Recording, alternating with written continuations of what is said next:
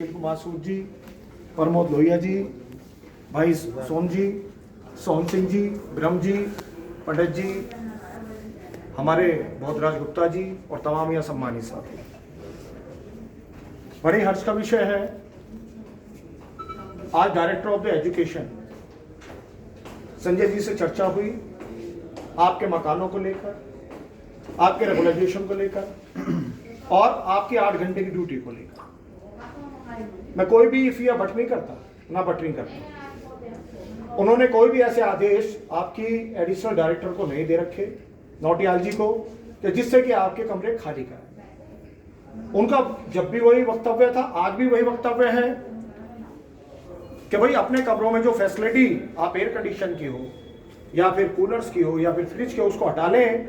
वो स्कूल परिसर है, कोई हमारा कोई फ्लैट नहीं है जो एजुकेशन डिपार्टमेंट ने आपको दे रखा है। क्योंकि जो लाइटिंग है वो एजुकेशन डायरेक्टर की खर्च हो रही है, एजुकेशन डिपार्टमेंट की खर्च हो रही है। उसमें मेरी आपसे एक हम्बल रिक्वेस्ट है, कमरे हम आपके खाली नहीं होने देंगे, कमरे आपके खाली नहीं होंगे।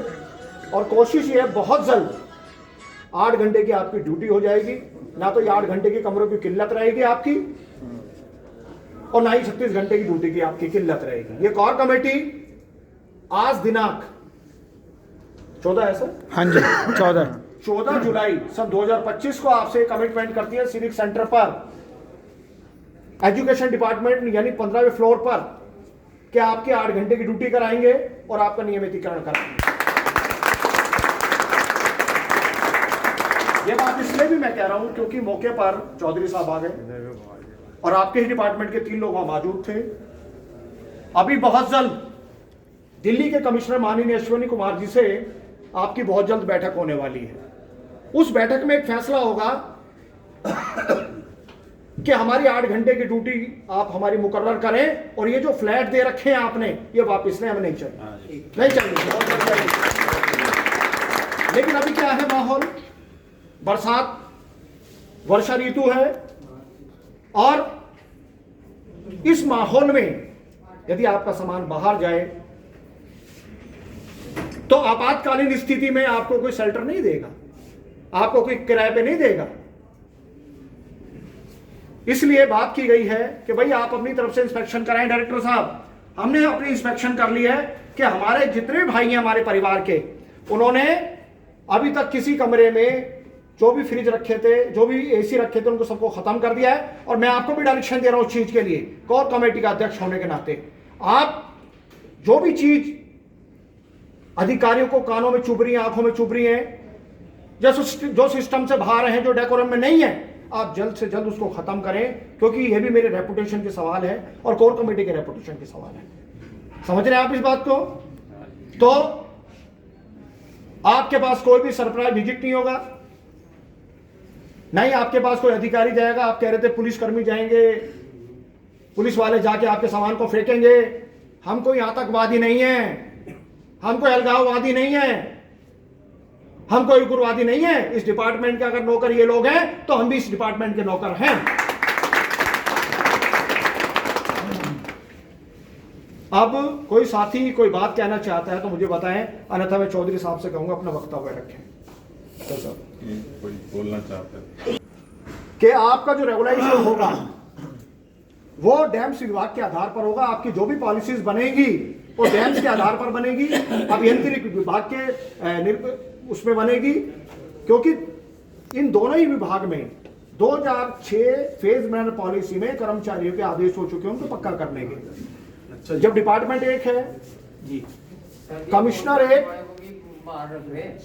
जी, थोड़ा पीछे, मुख्यमंत्री एक, प्रधानमंत्री एक, तो कानून अलग अलग कैसे हो सकते? वाह जी वाह, बिल्कुल सही। पॉलिसी भी एक होनी चाहिए। जब एक ही डिपार्टमेंट में दिल्ली नगर निगम में कार्यरत हम हैं तो हमारी पॉलिसी भी एक होनी चाहिए, इसका डेकोरम भी एक होना चाहिए। और हमारा ये प्रयास है कि हम एजुकेशन विभाग को, चाहे वो सब्स्टिट्यूट हो, कालांश पर हो, दैनिक वेतन भोगी हो, या जिसको महीने में 5 दिन मिलते हो, 10 दिन मिलते हो, सब्स्टिट्यूट हो, हम डैम्स की पॉलिसी के आधार पर आपका नियमितीकरण कराएंगे। वाह जी वाह, जय हो, विधान साहब की जय हो। देखिए साथियों, अभी डायरेक्टर साहब से हम मिले, भाई चुप सुन लो जी, सब सुन लो। साथियों मेरी बात थोड़ा सा 2 मिनट के लिए ध्यान से सुन लें। हमारे माननीय अध्यक्ष श्रीमान राजकुमार दिगान साहब ने जो बातचीत की है वो आप सभी के हक में गई है, क्योंकि आप लोग रहे होंगे जिन लोगों ने आप लोगों का स्टिंग करके यहाँ तक पहुँचाया है, उनकी मंशा तो ये थी कि आप लोगों की नौकरी को खराब कर दिया जाए और आप लोगों की नौकरी को सीधे सीधे बचा लिया गया। जो कानून के दायरे में चीज़ें नहीं आती हैं, जैसा दिगान साहब ने आप लोगों को बताया, उसको जल्द से जल्द हटा लें, क्योंकि उन्होंने पहले हमें जिम्मेवारी दी थी। अब उनसे ये बात हुई है कि अब वो अपनी तरफ से एक जांच करा लेंगे और उसमें भी उन्होंने ये कहा है कि जिसकी गलती होगी वो भी हमें वो सूचित करेंगे कि भाई इसको ठीक कराओ। तो ऐसी नौबती क्यों आए कि वो हमें बताएं। आप उससे पहले जो चीजें नहीं आती हैं सरकार के अंतर्गत उनको आप हटा लें। एक तो ये बात होगी क्लियर, जो कंप्लेंट थी उससे रिलेटेड। दूसरा ये है कि मैडम जो है नोटियाल आपको क्या कह रही है उस पर ना जाइए, क्योंकि हम डायरेक्टर साहब से मिलके आ गए हैं, आपके खिलाफ किसी भी तरह की कोई भी कार्रवाई नहीं होगी, ये उन्होंने वादा दिया है। और अब आती है बात पक्के होने की।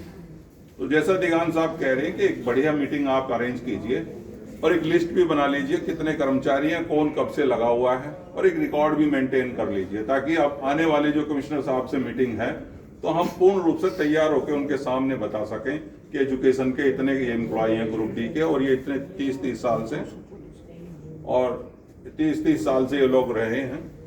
और हम ये कोशिश कर रहे हैं कि 240 हाजिरी जहां से जिसकी है उसको वहीं से परमानेंट कर दिया जाए। ये क्योंकि कानून है और ये कानून है।